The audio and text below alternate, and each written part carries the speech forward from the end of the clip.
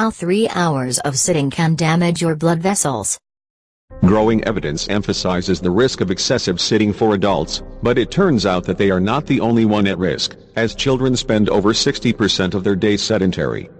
While only an estimate, children sit about 8.5 hours a day. In addition, it is believed that activity levels decline after the age 8, particularly among girls. A group of researchers decided to do a little research on a group of girls to see whether sitting is as harmful to their health as it appears to be to adults. In adults, excessive sitting constricts the arteries in the legs, which in turn impedes blood flow, increases blood pressure, and leads to development of heart disease over time. At the beginning of the study, all of the girls had healthy arterial function. But there was a significant reduction in vascular function after sitting for 3 hours, watching movies or playing on tablets.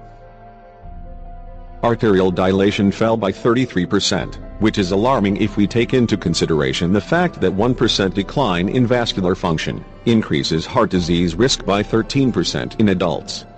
When the girls returned to the lab, their artery function had gone back to normal. When the sitting was interrupted by 10-minute cycling session, no decline in vascular function was noted. It is recommended to advise kids to stay active, given that no one knows how sitting for a prolonged period of time affects kids' health. According to Dr. Ali McManus, an associate professor of pediatric exercise physiology at the University of British Columbia in Kelowna, it seems clear from our results that children should not sit for prolonged, uninterrupted periods of time. The Mind Unleashed presented an important description of what happens in various areas of your body after prolonged sitting. Organ damage. Heart. The blood flow is slower and the muscles burn less fat when you sit, which makes the fatty acids more likely to clog the heart. According to a research published in the Journal of the American College of Cardiology, women who sit more than 10 hours daily are a higher risk of developing heart disease when compared to those who sit 5 hours or less. Pancreas. The body's ability to respond to insulin responds after a day of excessive sitting, which leads to increased production of insulin by the pancreas. Colon cancer. Although the mechanism is not fully understood, excess sitting may increase the risk of colon, breast, and endometrial cancers. It is believed that excess insulin production encourages cell growth. Digestion. Sitting down after eating compresses the abdominal contents, leading to slower digestion. This eventually leads to cramping, heartburn, constipation, bloating, and dysbiosis, a condition caused by microbial imbalance in the body.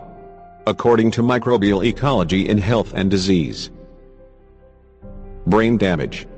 Sedentary lifestyle slows down the function of the brain, which gets less fresh oxygen and blood, needed for the release of brain-enhancing chemicals. Posture problems. Strained neck and shoulders. Holding the head forward while working at a computer leads to strains to the cervical vertebrae, as well as permanent imbalances, mostly manifested by neck strain, sore shoulders, and back. Hip problems. Excess sitting affects the hips, which become tight and limited in range of motion. As for elderly individuals, decreased hip mobility is the major cause of falls. Leg disorders. Varicose veins. Sitting is directly linked to poor circulation in the legs, which in turn causes varicose veins and swelling in the ankles. Weak bones. Any physical activity, such as walking or running, leads to stronger bones, while lack of activity causes weak bones and even osteoporosis.